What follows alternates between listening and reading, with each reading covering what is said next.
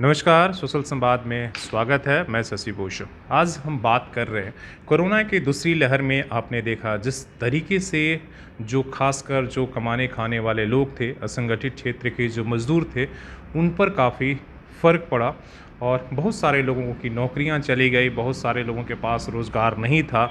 उसमें काफ़ी दिक्कतों का सामना करना पड़ा और बहुत सारे लोग इस बीमारी से जो है, उनकी जो है डेथ हो गई।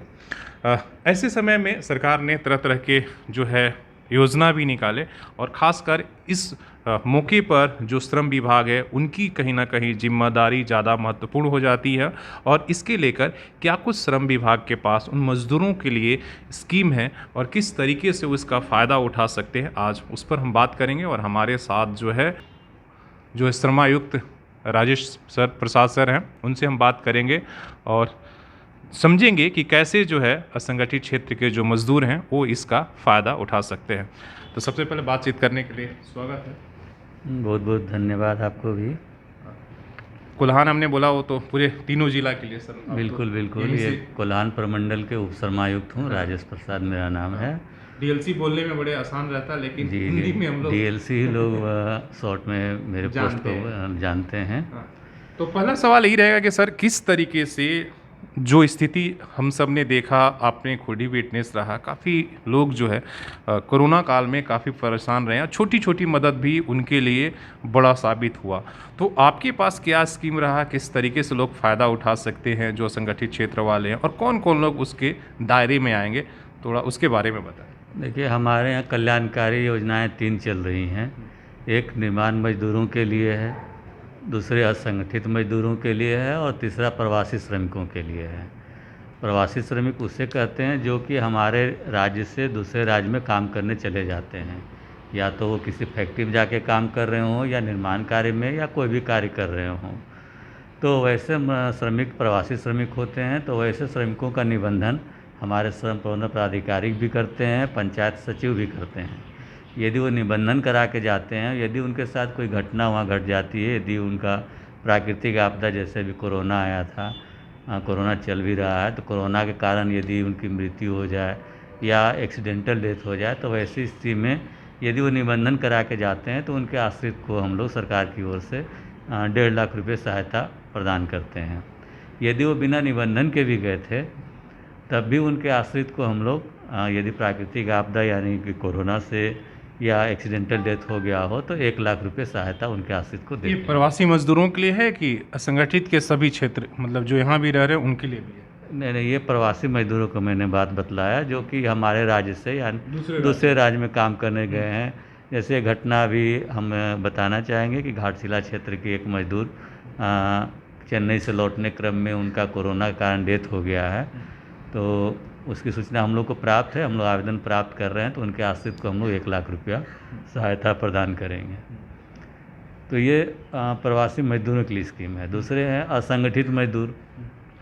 जितने भी लोग जो असंगठित क्षेत्र में काम करते हैं, जैसे कृषि में कार्य करते हैं, ईंट भट्ठा में काम करते हैं, रोड निर्माण में काम करते हैं, चाय दुकान है, स्ट्रीट वेंडर के रूप में काम कर रहे हैं, या अपना सेल्फ दुकान चलाते हैं छोटा मोटा, ये सभी असंगठित मजदूर हैं। टोकरी बनाने का काम, सब्जी मतलब बेचने सब्जी का काम। बेचने से लेकर ठेले, मतलब जी जी बिल्कुल। पटरी पर रेहड़ी पर जो भी दुकान लगा रहा है वो सब हाँ, असंगठित ये ही सभी असंगठित मजदूर हैं, तो इनको हमारे यहाँ निबंधन कराना होता है। लगभग 2.5 लाख इस जिला में निबंधित हैं। है। इसके लिए कोई चार्ज भी है, क्या प्रक्रिया है? नहीं नहीं, इसके लिए कोई चार्ज नहीं है। आप हमारे श्रमिक मित्र के माध्यम से जो विभिन्न प्रखंडों में हैं, या फिर हमारे कार्यालय में संपर्क करके निबंधन करा सकते हैं, या फिर सीधे प्रज्ञा केंद्र में जाकर के भी ऑनलाइन रजिस्ट्रेशन करा सकते हैं। इसके लिए कोई फ़ी नहीं लगता है। हाँ, प्रज्ञा केंद्र अपना फ़ी लेता होगा, लेकिन सरकार की ओर से कोई फ़ी नहीं लिया जाता है। और इसके बाद यदि आपका जैसे इसमें मोटा मोटी 2-3 स्कीम का चर्चा करेंगे कि यदि किसी असंगठित निबंधित मजदूर का मृत्यु हो जाता है, तो वैसी स्थिति में उनको हम लोग यदि कार्य के दौरान हुआ है तो 1 लाख रुपये, और यदि सामान्य मृत्यु होती है यानी कि किसी बीमारी से हो जाती है, तो 50,000 रुपये उनके आश्रित को हम लोग देते हैं। इसी तरह अंत्येष्टि के लिए देते हैं कि यदि श्राद्ध करने के लिए 15,000 रुपया नॉर्मल डेथ की स्थिति में, और कार्य करने के दौरान यदि उनकी या दुर्घटना से मृत्यु हुई है तो 25,000 रुपये हम लोग अंत्येष्टि हित लाभ के लिए देते हैं। ऐसी असंगठित महिला मजदूर जो हमारे यहाँ निबंधन कराई हैं, तो उनके प्रथम 2 बच्चों की प्रसूति के समय हम लोग उनको 15,000 रुपया सहायता सरकार की ओर से प्रदान करते हैं। उनके बच्चों को हम लोग छात्रवृत्ति भी देते हैं। 8,000 रुपया तक छात्रवृत्ति उनको प्रतिवर्ष मिल सकता है। भले वो सरकार की तरफ से स्कूल में जो पहले से स्कीम चल रहा है उससे लाभ लिए हों, उससे कोई फ़र्क नहीं पड़ता है। क्योंकि वो असंगठित मजदूर के बच्चे हैं, इसलिए हमारे यहाँ जो स्कीम है उससे भी हम लोग छात्रवृत्ति उनको देते हैं। तो इस तरह ये असंगठित मजदूरों का स्कीम हुआ। निर्माण मजदूर के लिए बहुत ही अच्छा अट्रैक्टिव हमारे यहाँ स्कीम है कि जो निर्माण मजदूर, पहले तो उनको निबंधन कराना है। निबंधन के लिए 10 रुपया और 100 रुपया कंट्रीब्यूशन, यानी कि प्रथम वर्ष उनको 110 रुपया दे करके निबंधन कराना होता है। निबंधन ऑनलाइन होता है। निबंधन वो खुद प्रज्ञा केंद्र के माध्यम से या अपने कंप्यूटर से भी कर सकते हैं, या फिर हमारे श्रमिक मित्र, श्रम प्रबंधन पदाधिकारी या हमारे कार्यालय का सहयोग ले सकते हैं। लगभग 80,000 के आसपास हमारे ज़िला में, पूर्वी सिंहभूम जिला में निबंधित है। तो इन मजदूरों को निर्माण मजदूर, जी निर्माण मजदूर स्पष्ट है कि जो बिल्डिंग के निर्माण में लगे रहते हैं, जो सड़क निर्माण में लगे हुए हैं, जो ईंट भट्ठा में काम करते हैं, क्रशर में काम करते हैं, फैब्रिकेशन वर्क कर रहे हैं, बिजली का काम करते हैं, ये सभी मजदूर निर्माण मजदूर की श्रेणी में आते हैं। तो इन मजदूरों को निबंधन कराना है 110 रुपया दे करके, और प्रति वर्ष 100 रुपया उनको अपना अंशदान देना होता है, जो हमारा स्टेट बैंक ऑफ इंडिया में खाता है उसमें जमा करना होता है।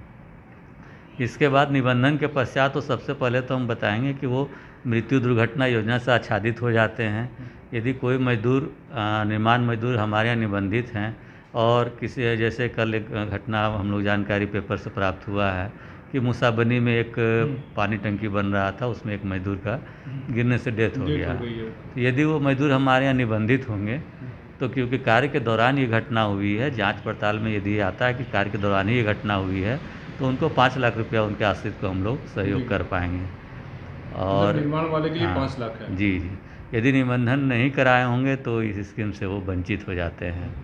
फिर लेकिन वो कंपनसेशन एक्ट से कवर्ड होते हैं। यदि कार्य के दौरान उनकी दुर्घटना हुई है तो वो लेबर कोर्ट में अपना केस उनके परिवार वाले फाइल कर सकते हैं। लेकिन हमारे यहाँ निबंधित रहेंगे तो हम लोग ये 5 लाख रुपया तक कार्य के दौरान घटना होने पर देते हैं। इसके अलावा सामान्य मृत्यु होने पर भी 1 लाख रुपया ऐसे परिवार के जिनका मृत्यु हो चुका है उनके आश्रित को हम लोग सहायता प्रदान कर रहे हैं।